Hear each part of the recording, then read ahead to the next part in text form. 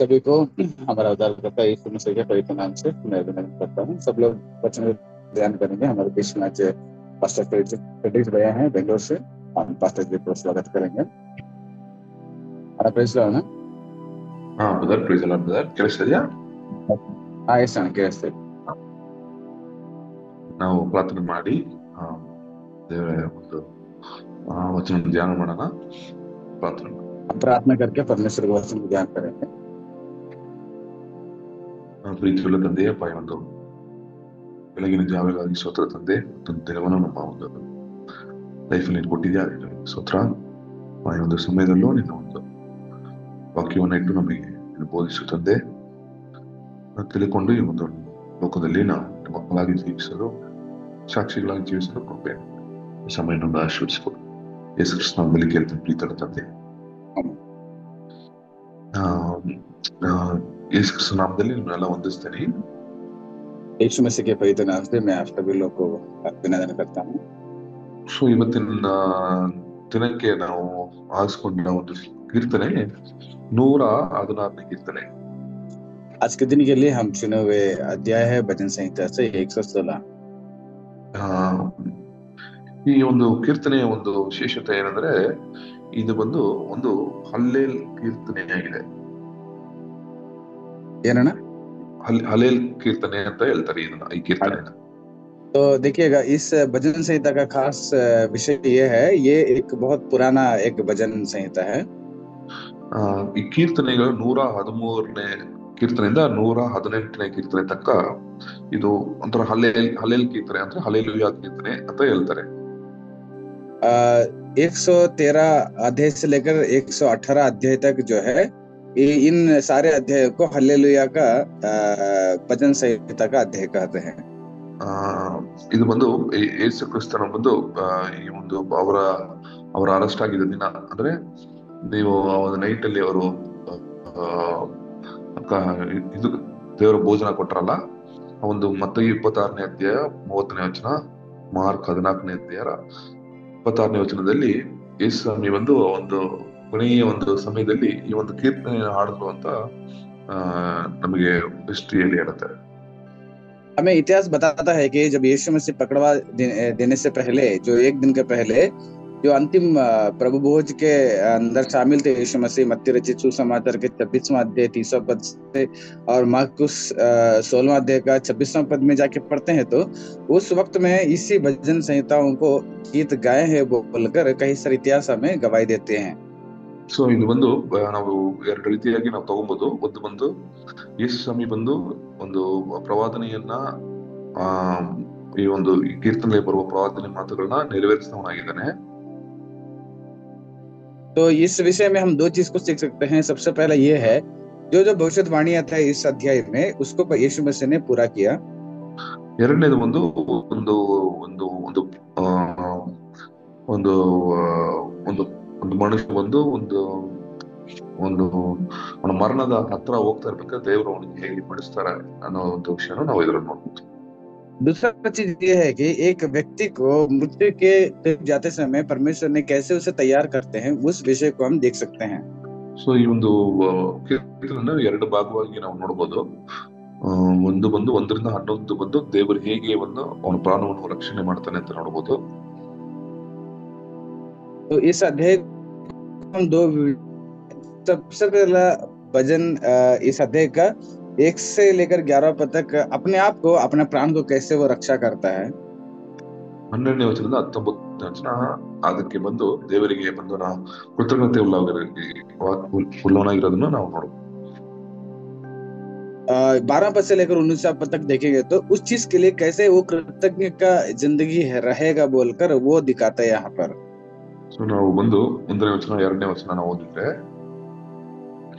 ಇಲ್ಲಿ ಕೀರ್ತನೆಗಾರ ಏನಂತಂದ್ರೆ, ದೇವರೇ ನಾನು ನಿನ್ನ ಪ್ರೀತಿಸ್ತೀನಿ, ಯಾಕಂದ್ರೆ ನೀನು ನನ್ನ ಒಂದು ಕೂಗನ್ನು ನೀನು ಕೇಳಿ ನನಗೆ ಮೊರೆ ಇಟ್ಟಿ, ನನ್ನ ಮೊರೆಯನ್ನು ನನಗೆ ನೀನು ಬಂದು ಪ್ರಾರ್ಥನೆಗೆ ಆನ್ಸರ್ ಮಾಡಿದ್ಯಾ ಅಂತ ಹೇಳ್ತಾರೆ. तो देखिएगा, इस अध्याय का सबसे पहला और दूसरा पद को पढ़ते हैं तो इस प्रकार से लिखी हुए है, मैं प्रेम रखता हूँ इसलिए कि यहोवा मेरे गिड़गिड़ाने को सुना है। ಸೊ ಇವನು ಬಂದು ಇಲ್ಲಿ ದೇವರನ್ನ ಬಂದರು, ಈ ಕೀರ್ತನೆಗಾರನು ಪ್ರೀತಿಸೋ ಕಾರಣ ಬಂದು ದೇವರೇ ನನ್ನ ಮಾತನ್ನ, ನನ್ನ ಒಂದು ಪ್ರಾರ್ಥನೆ ಕೇಳದೆ ಅಂತ ಅವ್ರು ಹೇಳ್ತಾರೆ. तो देखिए यहाँ पर ये भजनकार ऐसे बता रहे हैं कि परमेश्वर इसलिए मैं प्रीति रखता हूँ क्योंकि तूने मेरा गिड़गिड़ाहट को सुन लिया है। ಸೊ ಈ ಒಂದು ಪ್ರಾರ್ಥನೆ ಬಂದು ನಾವು ಮುಂದೆ ಬಂದು ನೋಡೋಣ. ಬಟ್ ಇಲ್ಲಿ ಮೇನ್ ಆಗಿ ಏನಂದ್ರೆ, ಮರಣ ತರುವಾಯಲ್ಲಿ ಇದ್ದ ಒಂದು ಪ್ರಾರ್ಥನೆಯನ್ನು ದೇವರೇ ಕೇಳೋದಕ್ಕೆ ಅದು ದೇವರೇ ನಾನು ಪ್ರೀತಿಸ್ತೀನಿ ಅಂತ ಹೇಳ್ತಾರೆ. तो देखिएगा बाकी सब बात में देखेंगे, लेकिन यहाँ पर ऐसा है कि मृत्यु के फंदे में रहने वाले उस वक्त में मेरी प्रार्थनाओं को परमेश्वर ने सुन लिया है। ಅದರಿಂದ ನನ್ನ ಒಂದು ಜೀವ ಇರೋ 2ನೇ ವಚನದಲ್ಲಿ, ನನ್ನ ಜೀವ ಇರೋ ತನಕ ನಾನು ಏನ್ ಮಾಡ್ತೀನಿ, ನಿಮ್ಮನ್ನ ಬಂದು ನಾನು ಮುಂದೆ ಏನ್ ಮಾಡ್ತೀನಿ, ನಿಮ್ಮನ್ನ ನಾನು ಕರಿತೀನಿ, ನಿನ್ನೆ ಒಂದು ನಾನು ಆರಾಧನೆ ಮಾಡ್ತೀನಿ ಅಂತರ ಅವ್ನು ಕೀರ್ತನೆಗಾರನೇ ಹೇಳೋದು. तो इसलिए उस भजनकार ऐसे बताता है कि इसलिए मैं जीवन भर उसको पुकारते रहूंगा करके बताता है। ಯಾಕಂದ್ರೆ ಅವನು ಜೀವನೇ ಏನ್ ಮಾಡಿದ್ದಾರೆ, ದೇವರು ಬಂದು ಜೀವನಕ್ಕೆ ಒಂದು ಜೀವ ಅವನಿಗೆ ಬಂದು ಸೇವ್ ಮಾಡಿದ್ದಾರೆ, ಅವನ್ನ ರಕ್ಷಣೆ ಮಾಡಿದ್ದಾರೆ. ಅದಕ್ಕೋಸ್ಕರ ನಾನು ಏನ್ ಮಾಡ್ತೀನಿ, ದೇವರೇ ನಿನ್ನ ಪ್ರೀತಿ ಮಾಡ್ತೀನಿ ಅಂತ ಹೇಳ್ತಾರೆ ಅವ್ರು. तो इसलिए कि वो अपने प्राण को रक्षा किया है, इसलिए परमेश्वर से मैं प्रीति रखूंगा करके बताता है। ಸೊ ಇಲ್ಲಿ ಒಂದು 2ರಿಂದ ಸ್ಲೈಡ್ ಇಲ್ಲ, 3ನೇ ವಚನದಿಂದ 4ನೇ ವಚನ ನೋಡಿದಾಗ ಒಂದು ನಾವು ಅಲ್ಲಿ ಬಂದು ಅವನ ಮರಣದ ಒಂದು ವಿಷಯವನ್ನು ಮಾತಾಡೋದನ್ನ ನಾವು ನೋಡ್ತೀವಿ. तो 2, 3, 4 पद को पढ़ते हैं तो वहां पर उसके मृत्यु के विषय में वो बात करता है। ಸೊ ಒಂದು 3ನೇ ವಚನದಲ್ಲಿ ಹೇಳ್ತಾರೆ, ನನ್ನ ಒಂದು ಮರಣ, ನಾನು ಬಂದು ಮರಣದ ಹತ್ರ ಬಂದೆ, ಶಿಹೋಲ್ ಬಂದು ನನ್ನ ಒಂದು ನನ್ನ ಮೇಲೆ ಬಂದಿತ್ತು, ನಾನು ತುಂಬಾ ಕಷ್ಟದಲ್ಲಿ ಸಂಕಟದಲ್ಲಿದೆ ಅಂತ ಹೇಳ್ತಾರೆ. तो यहाँ पर बताता है कि मैं मेरे पास मृत्यु आ चुका था, मेरे ऊपर इतना प्राण का संकट हो गया था कि बहुत सारे परेशानियां मेरे ऊपर आ चुकी थी। ಏನಕ್ಕೆ ಬಂದು ಏನು ಅವನು ಪ್ರಾಬಬ್ಲಿ ಏನು ಒಂದು ಅವನು ಒಂದು ಏನಕ್ಕೆ ಅಂತ ಬರೋದಿಲ್ಲ, ಬಟ್ ಏನೋ ಒಂದು ಜನ ಬಂದು ಅವನಿಗೆ ಕಷ್ಟಪಟ್ಟಿರ್ಬೋದು, ಮರಣದ ಒಂದು ಹತ್ರ ತಗೊಂಡಿರ್ಬೋದು, ಇಲ್ಲಾಂದ್ರೆ ಏನಾದ್ರು ಅವನ ಬಾಧೆ ಇದ್ದಿರ್ಬೋದು, ಇಲ್ಲಾಂದ್ರೆ ಒಂದು ಪ್ರಾಸಿಕ್ಯೂಷನ್, ಗೊತ್ತಿಲ್ಲ ಏನಂತ, ಬಟ್ ಮರಣದ ಹತ್ರ ಕೀರ್ತನೆಗಾರನು ಹೋಗಿದ್ದ ಅಂತ ಮಾತ್ರ ಗೊತ್ತಾಗತ್ತೆ ನಮ್ಗೆ.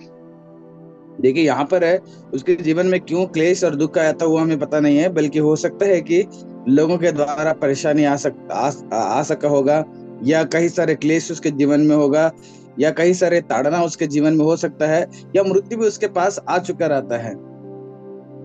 ಸೊ ಈ ಒಂದು ಸಮಯದಲ್ಲಿ ನಾನು ಬಂದು ದೇವರನ್ನ, ಈ ಒಂದು ಕಷ್ಟದ ಸಮಯದಲ್ಲಿ ದೇವರನ್ನ ನಾಮವನ್ನು ಕೂಗದೆ, 4ನೇ ವಚನ, ದೇವರು ನನ್ನ ಒಂದು ರಕ್ಷಣೆ ಮಾಡ್ದ ಅಂತ ಬಂದಿದೆ.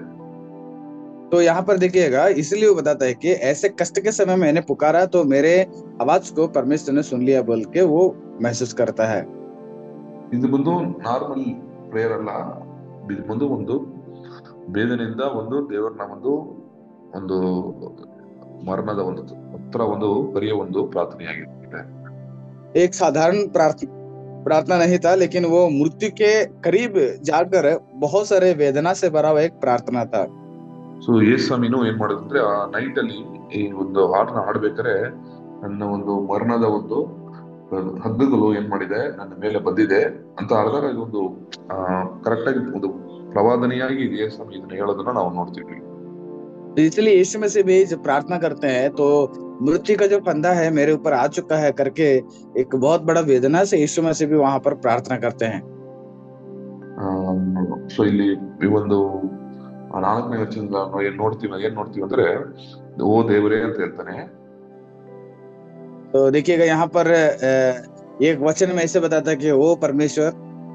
2ನೇದು ಬಂದು ಅವನು ಬಂದು ಅಂದ್ರೆ ನಾನು ಒಂದು ಅದನ್ನ ಬಂದು ಡೀಪ್ ಆಗಿ ಹೇಳ್ತಾರೆ, ಬಿಸಿಚ್ ಅಂದ್ರೆ ಬೇಗನೆ ದೇವರೇ ಏನಾದ್ರು ಮಾಡೋ ದೇವರೇ ಅಂತ ಹೇಳ್ತಾನೆ.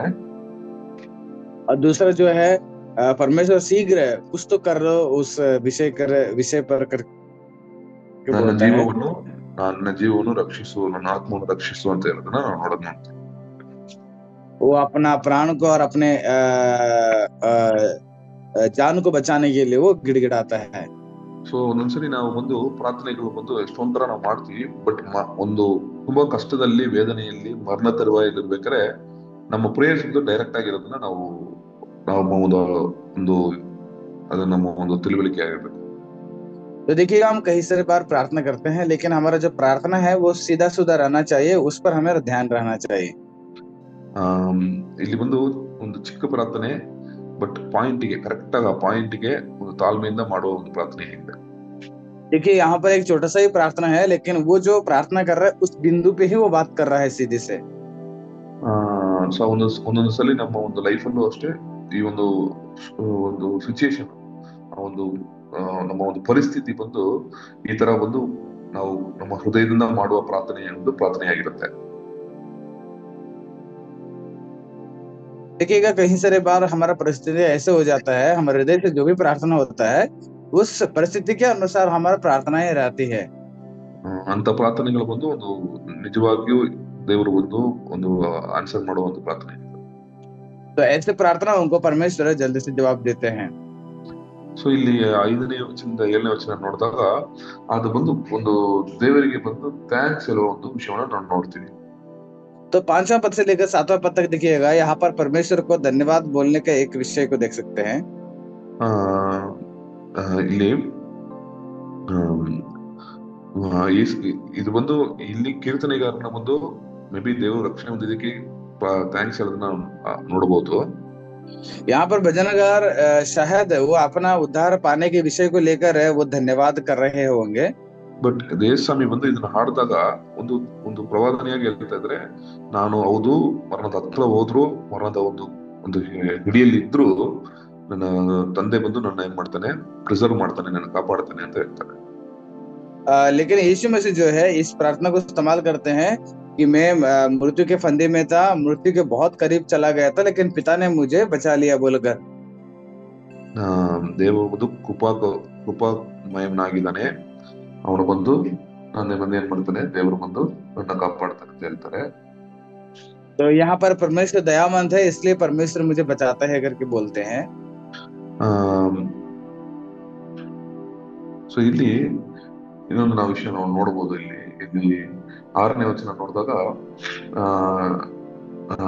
ನನ್ನನ್ನು 7ನೇ ವಚನ ನೋಡಿದಾಗ ಇಲ್ಲಿ ಏನ್ ಹೇಳ್ತಾರೆ, ಅದರಿಂದ ನನ್ನ ಆತ್ಮವೇ ನೀನ್ ಏನಾದ್ರು ಶಾಂತವಾಗಿರು ಅಂತ ಹೇಳುತ್ತೆ. तो इसीलिए वो 7वां पद में देखिएगा ऐसे प्रार्थना करता है कि ये मेरे प्राण तू अपने विश्राम स्थान में लौट आ। ಸೊ ಈ ಮರಣದ ಬಾಧೆಯಿಂದ ದೇವರು ಬಿಡಿಸ್ತಾನೆ ಅಂತ ನಂಬಿಕೆ ಇದ್ದಾಗ ಸಮಾಧಾನವಾಗಿ ನಮ್ಮ ಆತ್ಮ ಇರೋದನ್ನ ಇಲ್ಲಿ ನೋಡ್ತೀವಿ. देखिएगा, जब ऐसे परिस्थिति रहता है, जब हमारा जीवन में शांति हमेशा बने रहता है करके हम यहाँ पर देख सकते हैं। ಸೊ ಅಲ್ಲಿ 7ನೇ ವಚನ ಏನಂತಾರೆ, ರಿಟರ್ನ್ ಟು ರೆಸ್ಟ್ ಅಂದ್ರೆ ಹಿಂತಿರುಗು, ರೆಸ್ಟ್ ಗೆ ನೀನೇನ್ ಮಾಡೋ, ಹಿಂದೆ ತಿರುಗು ಅಂತ ಅವನ ಆತ್ಮವನ್ನ ಹೇಳೋದನ್ನ ನಾವು ನೋಡ್ತೀವಿ. तो देखिएगा, अपने प्राण को ये ऐसे प्रकार के बातों को सिखाता है कि तेरा अपने विश्राम स्थान पर तू लौट आ जा बोलकर। ಸೊ ಈ ಮನಸ್ಸು ನೋಡಿ, ಕಷ್ಟದ ಸಿಚುಯೇಷನ್ ಇದ್ದಾಗ, ಮರಣ ತರುವಾಯಲ್ಲಿದ್ದಾಗಲೂ ನಮ್ಮ ಮನಸ್ಸು ಸಮಾಧಾನದಲ್ಲಿ ಇರಬೇಕು ಅನ್ನೋದನ್ನ ದೇವರು ಇದನ್ನು ಮಾಡ್ತಾರೆ. देखिएगा, जब हम लोग क्लेश में भरे रहते हैं, फिर भी परमेश्वर यही चाहते हैं कि हमारा मन जो है वो विश्राम में बने रहे। ಸೊ ನಾವು ಯಾವಾಗಲೂ ವಿಶ್ರಾಂತಿಯಾಗಿ ಸಮಾಧಾನವಾಗಿ ಇರೋ ಜನರಾಗಿ ಇರಬೇಕು ಅಂತ ದೇವರು ಆಸೆ ಪಡೋದನ್ನ ನಾವು ನೋಡ್ತೀವಿ. तो परमेश्वर यही हमसे चाहते हैं कि हम शांति और विश्राम बना के रखें। ಸೊ ಯಾವಾಗಲೂ ನಾವು ನಮ್ಮ ಹೃದಯದಲ್ಲಿ ಸಮಾಧಾನ ಇರುವ ಜನರಾಗಿರ್ಬೇಕು. ಸಮಾಧಾನ ಹೋಯ್ತಂದ್ರೆ ಇಮಿಡಿಯೇಟ್ ಆಗಿ ದೇವರ ಹತ್ರ ಅದನ್ನ ಕೇಳಿ ಪಡ್ಕೊಳ್ಳೋ ಜನರಾಗಿರ್ಬೇಕು. तो इसलिए हम शांति से बने रहने वाले होना चाहिए। अगर हमारे पास वो विश्राम या शांति का स्वभाव नहीं है, तो हम पवित्र आत्मा से जल्दी से मांग कर उसको प्राप्त करना चाहिए। ಸೊ 8ನೇ ವಚನದಿಂದ 11ನೇ ವಚನದಲ್ಲಿ ಒಂದು ಸಾಕ್ಷಿ, ಈ ವಿಷಯಗಳನ್ನು ಸಾಕ್ಷಿಯಾಗಿ ಹೇಳೋದನ್ನ ನಾವು ನೋಡ್ತೀವಿ. तो 8वां पद से लेकर 11वां पद तक ये सारे घटनाओं को एक गवाही के तौर से बताने के विषय को देख सकते हैं। ಸೊ 8ನೇ ವಚನ ದೇವರೇ ನನ್ನ ಆತ್ಮವನ್ನು ಮರಣದಿಂದ ರಕ್ಷಿಸಿದೆ, ನನ್ನ ಕಣ್ಣೀರಿಂದ ಮತ್ತೆ ಕಾಲನ್ನು ನಾನು ಎಡಗದಂತೆ ನೀನು ದೇವರೇ ನನ್ನ ಕಾಪಾಡಿದೆ ಅಂತ ಹೇಳ್ತಾನೆ. तो 8वें पद में ऐसे बताता है कि तूने तो मेरे प्राण को मृत्यु से, मेरे आंग को आंसू बहाने से और मेरे पाँव को ठोकर खाने से बचाया है। ಸೊ ಇಲ್ಲಿ ಆ ಇವನು ಬಂದು ಆ ಒಂದು ಮರಣದಿಂದ ದೇವರು ಅವನ ರಕ್ಷಿಸಿದನ. ಆ ಇಲ್ಲಿ ಬಂದು ಅವನು ತಿರ್ಗಾ ಬಂದು ಅದನ್ನ ರಿಮೆಂಬರ್ ಮಾಡ್ಕೊಂತ ಇದ್ದಾನೆ ಅದನ್ನ. तो देखिएगा, परमेश्वर ने उसे मृत्यु से बचाया है, उसको ये फिर से यहाँ पर वो मनन कर रहा है।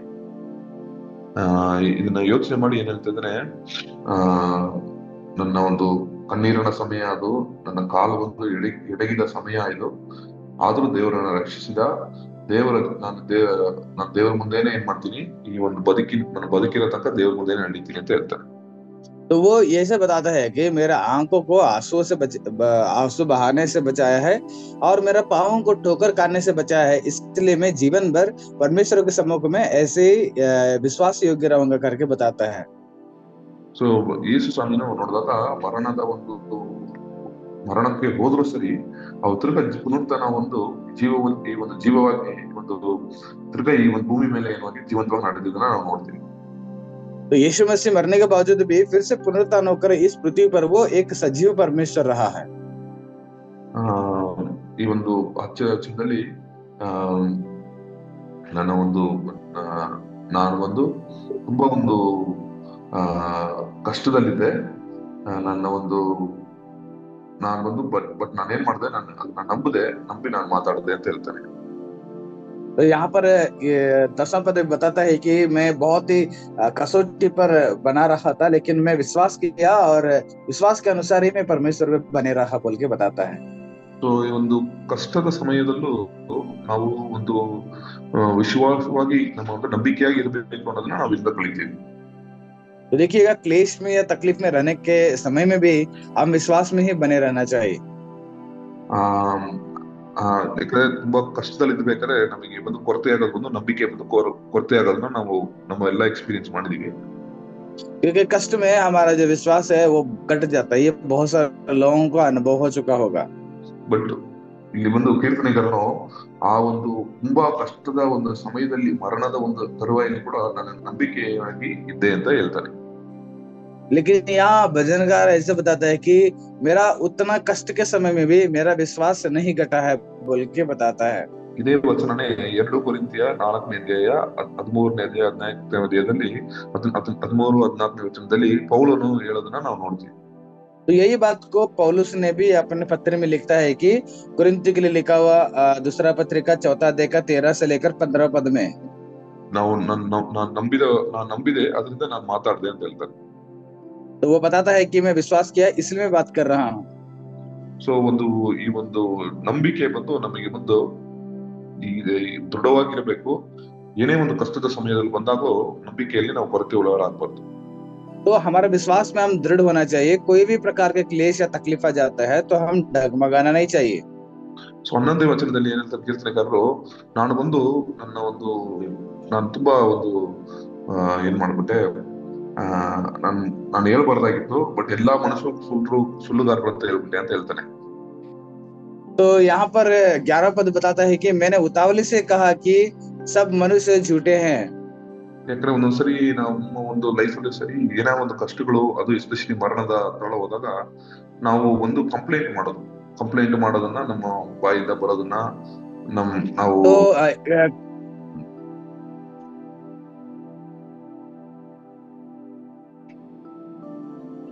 तो देखिएगा, कई सारे समय में हमारे जीवन में जब ऐसे प्रकार के क्लेश आ जाता है, हमारा मुंह से हम लोग कई सारे बार ऐसे बातों को बोल देते हैं। ನಾವು ಒಂದು ಮಾತನ್ನು, ಬಾಯಲ್ಲಿರೋ ಮಾತುಗಳು ಬಂದು ಕಠಿಣವಾಗಿ ಒಂದೊಂದು ಮಾತುಗಳು ಮಾತಾಡ್ಬಿಡ್ತೀವಿ. बहुत कठिनाई से हम कुछ बातों को बोल देते हैं हमारे मुंह से। ಇಲ್ಲಿ ಕೀರ್ತನೆಗಾರನು ಎಲ್ಲಾ ಮನುಷ್ಯರು ಸುಳ್ಳುಗಾರರು ಅಂತ ಹೇಳ್ಬಿಟ್ಟ. तो यहाँ पर भजनकार ऐसे बताता है कि सब मनुष्य झूठे हैं। ಪ್ರಾಬಬ್ಲಿ ಯಾರೊಬ್ರು ಅವ್ರಿಗೆ ಪ್ರಾಮಿಸ್ ಮಾಡಿದಿರ್ತಾರೆ, ನಾನು ಜೊತೆಗೆ ಇರ್ತೀನಿ, ನಿನಗೆ ಹೆಲ್ಪ್ ಮಾಡ್ತೀನಿ, ಏನಂತ ಗೊತ್ತಿಲ್ಲ, ಬಟ್ ಒಂದು ಮನುಷ್ಯರನ್ನೇ ಅವ್ರು ನಂಬದೇ ಒಂದು ಪರಿಸ್ಥಿತಿಯಲ್ಲಿ ನೋಡ್ತೀವಿ. देखिएगा, शायद उसके साथ कई सारे लोग वादा किए होंगे कि मैं तुम्हारे साथ रहूंगा या तुम्हारे साथ चलूंगा करके, लेकिन वो सब जब हाथ छोड़ देते हैं तो ऐसे बातों को लेकर शायद यहाँ पर बात किया होगा।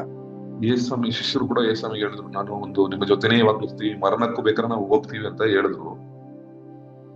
यीशु स्वामी के चेले लोग भी यीशु यीशु मसीह के साथ ऐसे ऐसे ही बात किए कि मृत्यु के समय में भी हम आपको नहीं छोड़ते हैं बोल के। ಆದ್ರೆ ಯೇಸ್ವಾಮಿ ಮರಣದ ಹತ್ರ ಇವಾಗ ಎಲ್ಲಾರು ಓಡೋಗ್ಬಿಟ್ರು. लेकिन यीशु मसीह के उस मृत्यु के आखिरी समय में सब लोग यीशु मसीह को छोड़ के भाग गए हैं। ಬಟ್ ಇಲ್ಲಿ ಕೀರ್ತನೆಗಾರರು ಆಮೇಲೆ ರಿಯಲೈಸ್ ಮಾಡ್ತಾರೆ, ಆ ಒಂದು ಮಾತು ಬಂದು ತಪ್ಪಾಗಿಲ್ಲ, ನಾನು ಮಾತಾಡ್ಬಿಟ್ಟೆ ಅಂತ ಹೇಳ್ತಾರೆ. लेकिन यहाँ पर भी भजनकार बताता है कि मैंने बहुत गलत से उतावली से इस बात को कह दिया। ಏನಕ್ಕಂದ್ರೆ ಆ ಒಂದು ಸಮಯದಲ್ಲಿ ಕಷ್ಟಗಳಿಂದ ನಾನು ಮಾತಾಡ್ಬಿಟ್ಟೆ, ಬಟ್ ಅದು ಬಂದು ಆತರ ನಾನು ಮಾತಾಡಬಾರ್ದು ಅಂತ ಹೇಳ್ತಾರೆ. तो वो बताता है कि कष्ट के समय में मैं ये सब बात बोल दिया हूँ, लेकिन ऐसे बातें मुझे नहीं करनी चाहिए। ಸೊ ನಾವು ಒಂದು ಕಷ್ಟ ಸಮಯದಲ್ಲಿ ಇದ್ದಾಗ ನಮ್ಮೆಲ್ಲರಿಗೂ ಶೋಧನೆ ಏನಂದ್ರೆ, ನಾವು ಬಾಯಲ್ಲಿ ಬಂದು ಬೇರೆಯವ್ರನ್ನ ಕಂಪ್ಲೇಂಟ್ ಮಾಡೋದು, ಏನೋ ಒಂದು ಬಾಯಿಂದ ಮಾತಾಡೋದನ್ನ ಕಹಿಯಾಗಿ ಮಾತಾಡೋ ಮಾತುಗಳನ್ನ ಒಂದು ಶೋಧನೆ ಅದು ನಮ್ಗೆ. तो देखिए हमारे जीवन में एक परीक्षा होती है, जब हमारा कष्ट आ जाता है तो उस वक्त में किसी दूसरे मनुष्य के बारे में हम गलत बोलते रहते हैं। ಬಟ್ ನಾವು ಒಂದು ದೇವ್ರ ಮೇಲೆ ನಂಬಿಕೆಯಾಗಿ ಇದ್ದಾಗ ದೇವ್ರು ಬಂದು ನಮಗೆ ಒಂದು ವಿಶ್ರಾಂತಿಯನ್ನು ಕೊಡ್ತಾನೆ. लेकिन जब हम परमेश्वर के ऊपर भरोसा से रहते हैं तो परमेश्वर हमारे साथ रहते हैं। ಸೊ ನೆಕ್ಸ್ಟ್ 12ನೇ ವಚನ 12ರಿಂದ 14 ನೋಡಿದಾಗ ಈ ಒಂದು ಹೇಗೆ ಕೃತಜ್ಞತೆಯಾಗಿ ಅದನ್ನ ನಮಗೂ ಇರೋದನ್ನ ನಾವು ನೋಡ್ತೀವಿ. तो 12 से लेकर 14 पद तक कैसे वो कृतज्ञ होकर रहेगा वो बात किया है। ಸೊ ಇಲ್ಲಿ 12ನೇ ವಚನದಲ್ಲಿ ನಾನು ಇದಕ್ಕೆ ಏನ್ ಮಾಡ್ಲಿ, ದೇವರು ಇಷ್ಟೊಂದು ನಾನು ಒಳ್ಳೇದ್ ಮಾಡಿದ್ನಲ್ಲ, ನಾನು ಏನ್ ಮಾಡ್ಲಿ ಅಂತ ಒಂದು ಕ್ವಶನ್ ಹೇಳ್ತಾರೆ. तो 12वें पद में ये बताता है कि परमेश्वर ने मुझे इतना उपकार किया है तो मैं उसके लिए क्या करूंगा, क्या दूंगा बोल के बात करता है। ಈ 13ನೇ ವಚನದಲ್ಲಿ ನನ್ನ ಒಂದು ರಕ್ಷಣೆಯ ಒಂದು ಕಪ್ಪನ್ನು ತೆಗೆದು ದೇವರ ಒಂದು ನಾಮವನ್ನು ನಾನು ಕರಿತೀನಿ ಅಂತ ಹೇಳ್ತಾರೆ. तो 13वां पद में ये बताता है कि मैं उद्धार का कटोरा उठाकर यहोवा का प्रार्थना करूंगा। ಸೊ ಇಲ್ಲಿ ಈ ಒಂದು ರಕ್ಷಣೆಯ ಒಂದು ಏನಂತ ಬರೆದಿದೆ, ರಕ್ಷಣೆಯ ಒಂದು ಪಾತ್ರೆ ರಕ್ಷಣೆ ಒಂದು ಪಾತ್ರೆಯನ್ನ ನಾನು ಇಟ್ಕೊಂತೀನಿ ಅಂದ್ರೆ, ಇದು ಬಂದು ನಾವು ಕಮ್ಯುನಿಯನ್ ತಗೊಂಡಾಗ ನಾವು ಈ ಒಂದು ದೇವರು ಕೊಟ್ಟಿರೋ ರಕ್ಷಣೆ ಪಾತ್ರೆನ ನಾವು ಕೈಯಲ್ಲಿ ಇಟ್ಕೊಂಡಿರ್ತೀವಿ. तो देखिएगा यहाँ पर उद्धार का एक कटोरा के बारे में बात किया गया है। उद्धार का जो कटोरा का मतलब ये है कि जब परमेश्वर के प्रभु भोज में हम आ जाते हैं तो वहां पर भी एक कटोरा रहता है, उसमें हम लोग शामिल होते हैं। ಆ ಸಮಯದಲ್ಲಿ ನಾವು ಏನ್ ಮಾಡ್ತೀವಿ, ದೇವರೇ ನೀನು ನಮಗೆ ರಕ್ಷಣೆ ಕೊಟ್ಟಿದ್ಯಾ, ಅದಕ್ಕಾಗಿ ಏನ್ ಮಾಡ್ತೀನಿ, ನನ್ನ ಒಂದು ನಾಮವನ್ನು ನಾನು ಸ್ತುತಿ ಮಾಡ್ತೀನಿ ಅಂತ ನಾವು ಹೇಳ್ತಿದ್ದ. तो देखिएगा उस वक्त में हम लोग प्रभु का रोटी और दाखरस के पकड़ने के समय में हम बोलते हैं कि प्रभु इस कटोरे में हम लोग शामिल हो रहे हैं, हमें आपने उद्धार किया है करके हम प्रार्थना करते हैं। ಸೊ ನಾವು ಒಂದು ದೇವರೇ ನನ್ನ ಬಂದು ಜೀವಂತವಾಗಿ ನೀನು ಇಟ್ಟಿದ್ಯಾ, ನಾನು ಜೀವವಿರುವ ತನಕ ನಾನು ಏನ್ ಮಾಡ್ತೀನಿ, ನಿನ್ನ ಒಂದು ರಕ್ಷಣೆಯ ಒಂದು ಕಪ್ಪನ್ನ ಇಟ್ಕೊಂಡು ನಾನು ಏನ್ ಮಾಡ್ತೀನಿ, ನಿನ್ನನ್ನ ಸ್ತುತಿಸ್ತೀನಿ ಅಂತ ನಾವು ನಾವು ಇವಾಗೆಲ್ಲ ನಾವು ಈ ಒಂದು ದೇವರ ಭೋಜನ ತಗೊಂಡು ಅವುಗಳನ್ನ ನೆನೆಸ್ಕೊಬೇಕು. तो देखिएगा जब प्रभु भोज में जब ऐसे शामिल हो जाते हैं, हमें ऐसे प्रार्थना करना चाहिए कि प्रभु आपने मुझे बचाया है, उद्धार किया है, मैं हमेशा आपके सामने ऐसे ही तेरे उस उद्धार के पात्र में बने रहूंगा करके हम प्रार्थना करना चाहिए। ಸೊ ಯೇಸು ಸ್ವಾಮಿ ಕೂಡ ನೀವು ನೋಡಿದಾಗ ಒಂದು ರಾತ್ರಿಯಲ್ಲಿ ಒಂದು ಕಪ್ಪನ್ನ ಬಗ್ಗೆ ನಾವು ಪ್ರಾರ್ಥನೆ ಮಾಡೋದನ್ನ ನೋಡ್ತೀವಿ ಗೆತ್ಸೆಮನೆಯಲ್ಲಿ. तो यीशु मसीह भी वहां पर जैतून पहाड़ में भी ऐसे प्रार्थना करते हैं कि उद्धार का उस कटोरे के विषय में।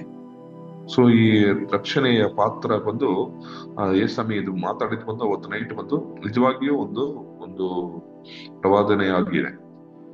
तो ये जो यीशु मसीह ने जिस कटोरे के बारे में बात किया था वो एक भविष्यवाणी था। ಸೊ ಆಮೇಲೆ ಸೊ ಇಲ್ಲಿ ನೆಕ್ಸ್ಟ್ ವಚನ ಏನ್ ಹೇಳುತ್ತೆ ಅಂದ್ರೆ, ನಾನು ಬಂದು ಏನ್ ಮಾಡ್ತೀನಿ, ನಿಮಗೆ ಬಂದು ನಿಮ್ಮ ಒಂದು ನನಗೆ ಪೇ ಮೈ ಗೋಸ್ ಅಂದ್ರೆ, ನಾನು ನಿಮ್ಗೆ ಏನೆಲ್ಲ ನಾನು ಬಂದು ಹೇಳಿದ್ನೋ ಅದೆಲ್ಲ ನಾನು ಮಾಡಿ ಮುಗಿಸ್ತೀನಿ ಅಂತ ಹೇಳ್ತಾರೆ. तो यहाँ पर 14 पद में ऐसा बताता है कि परमेश्वर में अपने सामने कितने भी मन्नतें बात किए थे वो सारा चीज को तुम्हारे सामने पूरा करूंगा करके वादा करता है। ಇಲ್ಲಿ ಯೇಸು ಸ್ವಾಮಿ ನಮಗೋಸ್ಕರ ಏನ್ ಮಾಡಿದ್ರು, ತನ್ನ ಜೀವವನ್ನು ಕೊಟ್ಟಿದ್ದನ್ನ ನಾವು ತಿಳ್ಕೊಬೇಕು.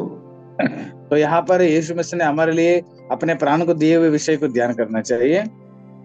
ಅದು ಮಾತ್ರ ಅಲ್ಲ, ಅಲ್ಲಿ ಎಲ್ಲರಿಗೂ ಏನ್ ಮಾಡಿದ್ರು, ಎಲ್ಲಾ ಒಂದು ಜನರ ಮಧ್ಯ ಏನ್ ಮಾಡಿದ್ರು, ಇದನ್ನ ನೆರವೇರಿಸಿದ್ರು ಅವರು. तो ये सारे बातों को वहां पर पूरा किया यीशु मसीह ने। ಸೊ 15ನೇ ವಚನದಿಂದ 17 ನಾನು ನೋಡಿದಾಗ ಇಲ್ಲಿ ಬಂದು ಒಂದು ದೇವರ ಮಕ್ಕಳ ಮರಣದ ಬಗ್ಗೆ ನಾವು ಇಲ್ಲಿ ನೋಡ್ತೀವಿ. तो देखिएगा 15 पद से लेकर 17 पद तक ये बात को देखते हैं, परमेश्वर के अपने भक्तों के मृत्यु के बारे में। ಸೊ ಇಲ್ಲಿ ದೇವರ ಒಂದು ಅಂದ್ರೆ ದೇವರ ಮಕ್ಕಳ ಒಂದು ಮರಣವನ್ನು ದೇವರು ತುಂಬಾ ಸೀರಿಯಸ್ ಆಗಿ ತಗೊಂತಾರೆ. तो देखिएगा परमेश्वर ने अपने बच्चों के मृत्यु को बहुत ही भला के रूप में वो देखते हैं। ಅವರು ಒಂದು ನೋಡಿ ಆ ವಚನ ಓದಿ 15ನೇ ವಚನ ಅಲ್ಲಿ ಅವರು ಬಂದು ಒಂದು ತುಂಬಾ ಶ್ರೇಷ್ಠವಾಗಿದೆ, ಒಂದು ಭಕ್ತರ ಮರಣ ಶ್ರೇಷ್ಠವಾಗಿದೆ ಅಂತ ಬರೆದಿದೆ. तो देखिए 15 पद में ऐसे बताया गया है कि यहोवा के भक्तों की मृत्यु उसकी दृष्टि में अनमोल है बताता है। ಸೊ ದೇವರು ಬಂದು ಅವ್ರ ಮಕ್ಕಳು ಒಂದು ಮರಣದ ಒಂದು ತರುವಾಯದಲ್ಲಿ ದೇವರು ಬಂದು ಅವರ ಜೊತೆ ಇರ್ತಾರೆ. ಅವರು ಒಂದೊಂದ್ಸರಿ ಅವ್ರಿಗೆ ಒಂದು ದರ್ಶನ ಕೊಡ್ತಾನೆ. तो देखिएगा हर भक्तों के मृत्यु के बाद परमेश्वर उनके साथ रहना चाहते हैं। हर एक व्यक्ति को अलग अलग प्रकार का दर्शन होती है। ಯಾಕಂದ್ರೆ ಎಲ್ಲಾ ಒಂದು ಬಾಧೆಗಳಿಂದ ಏನಾಗ್ತಾ ಇದ್ದಾರೆ, ಅವರು ಒಂದು ಮರಣದ ನಂತರ ಯೇಸು ಸ್ವಾಮಿ ಜೊತೆನೆ ಅವರು ಜೀವಿಸುವ ಒಂದು ವಿಷಯಗಳನ್ನ ದೇವರು ಬಂದು ವೆಲ್ಕಮ್ ಮಾಡೋದಾಗಿದೆ ಅವರಿಗೆ. तो देखिएगा सारे कष्टों के बाद इस मृत्यु के द्वारा परमेश्वर उन्हें पार करके उनको स्वागत करते हैं। तो ದೇವರು ಒಂದು ಮರಣದಿಂದ ಬಿಡುಗಡೆ ಕೊಡೋದು ದೇವರೇನೆ. तो मृत्यु से छुटकारा देना वो भी परमेश्वर का काम है। ಆದ್ರೆ ನಾವು ಲೈಫ್ ತಿಳ್ಕೊಬೇಕು, ಎಲ್ಲರೂ ಒಂದು ದಿನ ಮರಣವನ್ನು ಸಂಧಿಸಬೇಕು. तो हमारे जीवन में हमेशा याद रखिएगा सब लोग मृत्यु को सामना करना ही पड़ेगा। ಸೊ ದೇವ್ರ ಬಂದು ಏನ್ ಮಾಡ್ತಾರೆ, ನಾವು ದೇವರ ಮಕ್ಕಳಾಗಿ ಜೀವಿಸಿದ್ರೆ ಆ ಒಂದು ಮರಣದ ಒಂದು ತರುವಾಯದಲ್ಲಿ ಒಂದು ವಿಶ್ರಾಂತಿಯನ್ನು, ಒಂದು ನಂಬಿಕೆಯನ್ನು, ಅವನ ಪ್ರಸನ್ನತೆಯನ್ನು ಕೊಡುವವರಾಗಿದ್ದಾರೆ. तो देखिएगा हमें हमेशा याद रखना चाहिए, परमेश्वर के सामने हम भक्त होकर अगर मरते हैं तो उसके विश्वास के अनुसार, उद्धार के अनुसार उसके सामना जरूर करते हैं हम। ಒಂದು ದೇವರ ಭಕ್ತನಿಗೆ ಬಂದು ಮರಣ ಬಂದು ಎಂಡಲ್ಲ, ಅದು ಬಂದು ಏನಾಗಿದೆ, ಒಂದು ಹೊಸ ಜೀವನದ ಒಂದು ಬಿಡುಗಡೆಯ ಒಂದು ಜೀವನಕ್ಕೆ ದಾರಿಯಾಗಿದೆ. तो देखिएगा मृत्यु उसके लिए वो अंतिम नहीं है, एक नया एक छुटकारा है, एक नया जीवन के लिए एक रास्ता है। ಸೊ ಯೇಸು ಸ್ವಾಮಿ ಬಂದು ಈ ಒಂದು ಹಾಡನ್ನು ಅವರ ಒಂದು ಶಿಷ್ಯರಿಗೆ ಹಾಡಿದಾಗಿ ನಾವು ನೋಡ್ತೀವಿ. तो यही गीत को यीशु मसीह ने अपने चेलों के सामने गीत के जैसे वो प्रस्तुत किए होंगे। ಸೊ ಕೊನೆಯದಾಗಿ ನಾವು ನೋಡಿದಾಗ ದೇವರೇ ತಿರ್ಗಾ ಏನ್ ಹೇಳ್ತಾರೆ, ದೇವರೇ ನೀನ್ ಏನ್ ಮಾಡ್ತೀನಿ, ನಾನು ಏನೆಲ್ಲ ಹೇಳಿದಿನೋ ಅದನ್ನ ನೆರವೇರಿಸ್ತೀನಿ, ನಿನ್ನ ಒಂದು ಮಕ್ಕಳ ಮುಂದೆ ಎಲ್ಲವನ್ನೂ ಇದನ್ನ ನಾನು ಕೊಂಡಾಡ್ತೀನಿ ಅಂತ ಹೇಳ್ತಾರೆ. तो यहाँ पर आखिरी में बताता है कि परमेश्वर ने मैंने जो मन्नतें मांगी है वो सारे मैं पूरा करूंगा, और तेरे बच्चों के तेरे प्रजा के सामने मैं हमेशा स्तुति करूंगा बोलता है। ಸೊ ನಮ್ಮ ಲೈಫಲ್ಲೂ ಅಷ್ಟೇ ಈ ಒಂದು ಕೀರ್ತನೆ ಬಂದು ನಾವು ಮರಿಬಾರದು. ಒಂದು ಸಮಯದಲ್ಲಿ, ಎಸ್ಪೆಷಲಿ ಮರಣದ ಒಂದು ಸಮಯದಲ್ಲಿ, ಉನ್ನತ ಒಂದು ಬಾಧೆಗಳ ಸಮಯದಲ್ಲಿ ನಾವು ಈ ಒಂದು ಪ್ರಾರ್ಥನೆಯನ್ನ ನಾವು ನೆನೆಸ್ಕೋಬೇಕಾಗಿದೆ. तो इस भजन को हमेशा हमारे मृत्यु के समय में हो या हमारे भलाई के समय में हो, हर परिस्थिति में इसको हमेशा याद रखना चाहिए। हम प्रार्थना करें।